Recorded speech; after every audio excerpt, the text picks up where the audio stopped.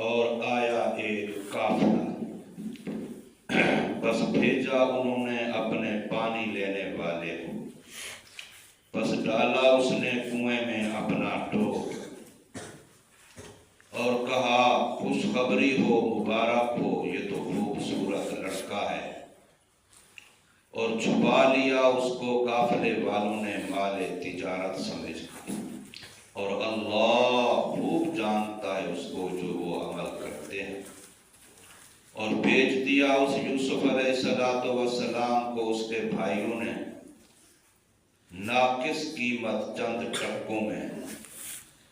اور تھے وہ اس میں بے رغبتی کرنے والے۔ سورہ یوسف کی آیت نمبر 19 اور 20 یہ دو آپ حضرات کے سامنے پڑھی اور ترجمہ کیا ہے۔ پچھلی آیت کریمہ میں تھا کہ کنویں میں ڈال کر قمیص پر جھوٹا خون لگا کر بھائی باپ کے پاس رات کے وقت آئے کہ ہمارے بھائی کو بھیڑیا کھا گیا ہے، تو حضرت یوسف علیہ السلام کی قمیص کو دیکھ کر کے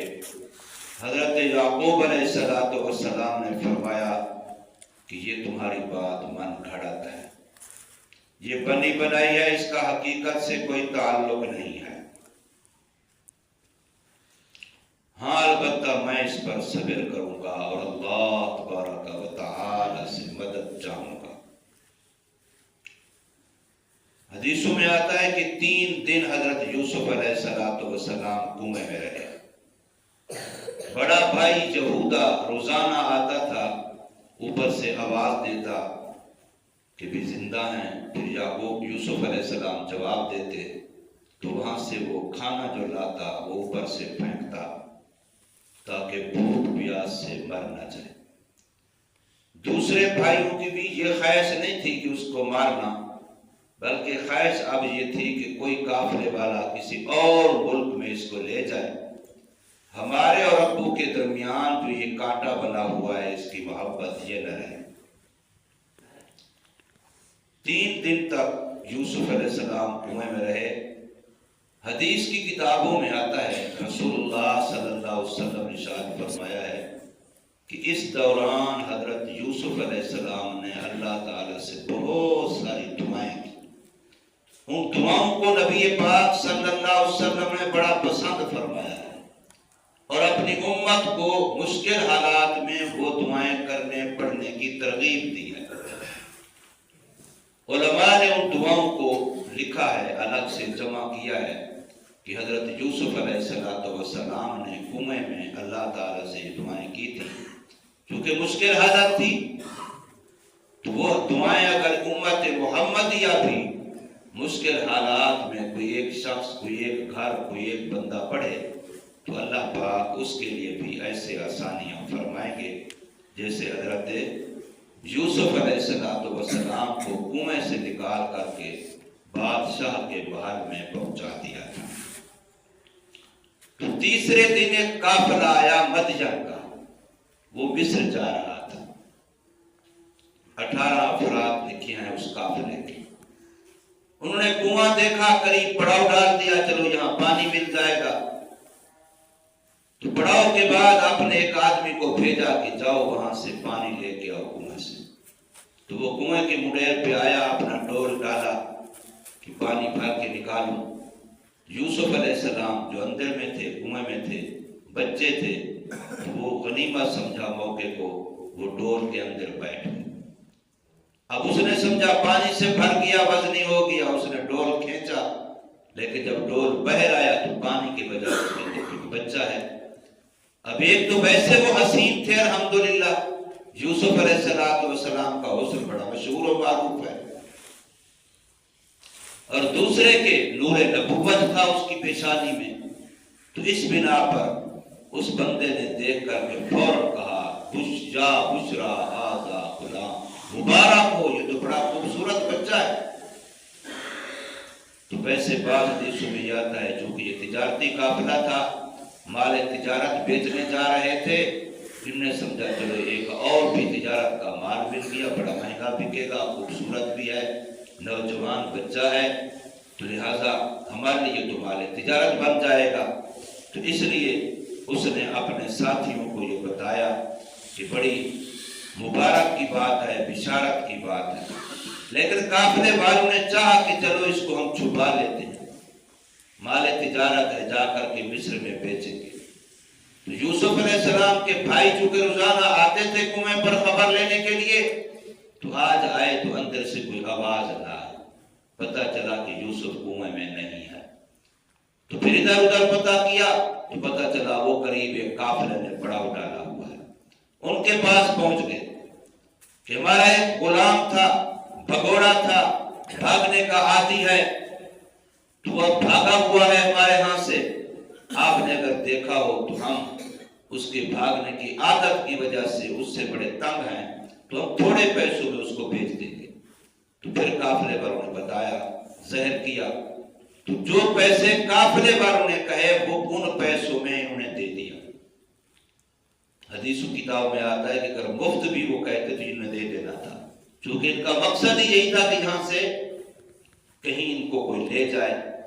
تو بہرحال قافلے والوں کے ہاتھوں سب کے بھائیوں نے بیچ دیا اور فرمایا کہ وَكَانُوا فِيهِ مِنَ الزَّاهِدِينَ، ان کے بیچنے میں ایسا انداز کیا کہ گویا ہمیں پیسوں کی ضرورت ہی نہیں ہے،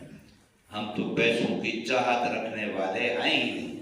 اس لیے ہم کم قیمت میں یہ بھائی آپ کو غلام دے رہے ہیں۔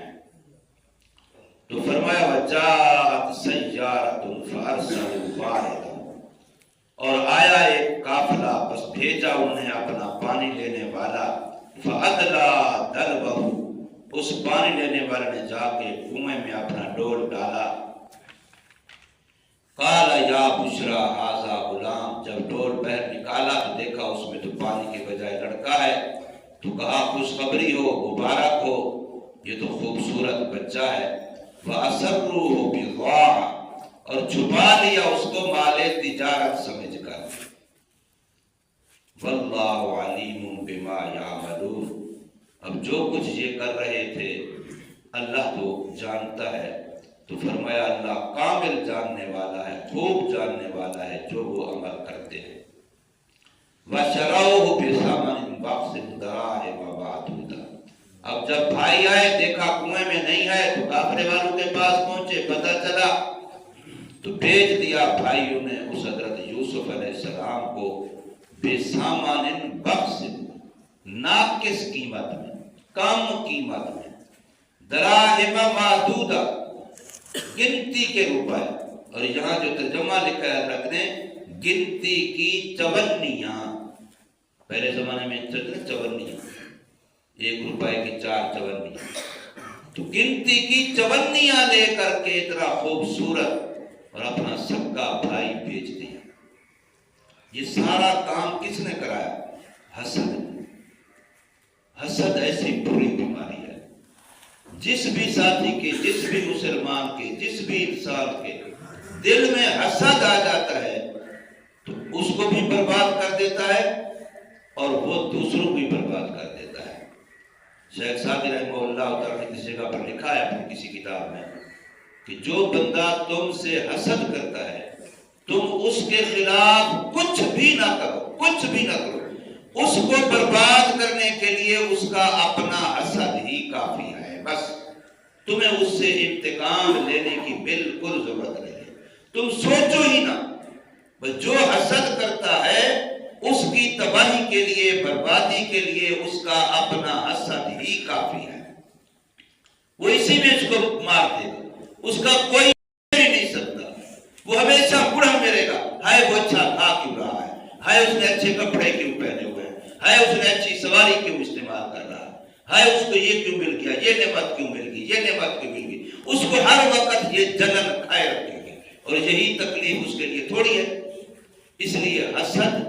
انتہائی گندی بیماری ہے، اور یہ بیماری میں نے کل بھی عرض کیا اتنا باریک ہے کہ اس کو سمجھنا ہی بڑا مشکل ہے، سوائے اس کے کہ جو اللہ والے اپنے قلوب پر محنت کر کے، اپنے دلوں کا تزکیہ کر کے، صفائی باطن کر کے، اللہ والوں کے جوتوں میں رہ کر کے اپنے دل کو پاک صاف کر چکے تو ٹھیک، ورنہ اس بیماری کا جاننا بھی بڑا مشکل ہے اور اس کو نکالنا بھی بڑا مشکل ہے، اس سے بچنا بھی بڑا مشکل ہے، بس اللہ ہی اپنی پناہ میں رکھے۔ تو فرمایا کہ سب کے بھائیوں کو ناقص قیمت میں چند چونیوں میں بیچ دیا، وَقَالُوا فِيهِ مِنَ الزَّاهِدِينَ، اس میں وہ اپنے خیال کے مطابق بڑے دنیا سے بے رغبتی کر۔ زاہد کہتے ہیں ایسے نیک بندے کو جو دنیا کی طرف توجہ ہی نہیں کرتا، دنیا کی اس کی نگاہ میں کوئی ویلیو، بکات، حیثیت ہے ہی نہیں، وہ اللہ والا ہے، اللہ سے تعلق ہے، اس کو زاہد کہتے ہیں۔ تو یہ بھی اس وقت ایسے زاہد صوفی بن گئے، گویا پیسوں کو ہم آگ لگائیں گے، پیسوں کی ہمیں کوئی ضرورت نہیں ہے، یہ ٹکے وکے ہمیں نہیں چاہیے، وہ جو تمہارا جی چاہے وہ دے گا۔ یہ بظاہر نیکی کی کیفیت ہے، لیکن اثر تو بھائی سے اثر تھا، اثر اس بھائی کے کانٹے کو درمیان سے ہٹانا، دور کرنا چاہتے تھے۔ تو یہ تو اللہ کا نظام ہے کہ بظاہر یہ اس کو نیچا دکھا رہے ہیں، باپ سے دور کر رہے ہیں، لیکن اللہ کا کرنا یہ کہ اللہ نے اس کو اتنی بلندیاں دی کہ باپ کی بینائی کا ذریعہ بھی وہی بنا، اور مصر میں سارے خاندان حضرت یعقوب علیہ السلام کی وہاں لے جا کر کے شاہی خاندان بنایا، اور بھائیوں کو بھی عزتیں ملی۔ آج تک حضرت یوسف علیہ السلام کی وجہ سے مصر کے اندر اس خاندان کو عزت سے دیکھا جاتا ہے، تو یہ صرف اس کی قربانیوں کی برکت سے۔ اس لیے کہا جاتا ہے کہ جس کو اللہ تعالی بلندیاں عطا فرمائے کوئی اس کو نیچا نہیں کر سکتا۔ اپنا معاملہ اپنے اللہ سے ٹھیک رکھنا چاہیے، اپنا معاملہ اپنے اللہ سے درست رکھنا چاہیے۔ عزت اور ذلت، کامیابی اور ناکامی، یہ میرے اللہ کے ہاتھ میں ہے۔ ساری دنیا فرمایا اکٹھی ہو جائے تجھے نقصان پہنچانے پر نہیں پہنچا سکتی سوا اس کے جو اللہ نے تیرے لیے لکھ دیا ہے۔ ساری دنیا اکٹھی ہو جائے تجھے فائدہ پہنچانے پر نہیں پہنچا سکتی سوا اس کے جو اللہ نے تیرے مقدر میں لکھ دیا ہے۔ اس لیے کہا جاتا ہے رب راضی تو سب راضی، جو ایک کا ہے وہ سب کا ہے،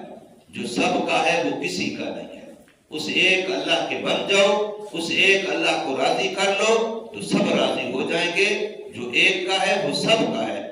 تو اللہ پاک ہمیں حضرت یوسف علیہ السلام کے اس قصے میں جو اپنی قدرت کی نشانیاں ہمارے لیے سبق اور نصیحتیں رکھی ہیں، ان کو سمجھنے کی اور اس پر عمل کرنے کی توفیق عطا فرمائے۔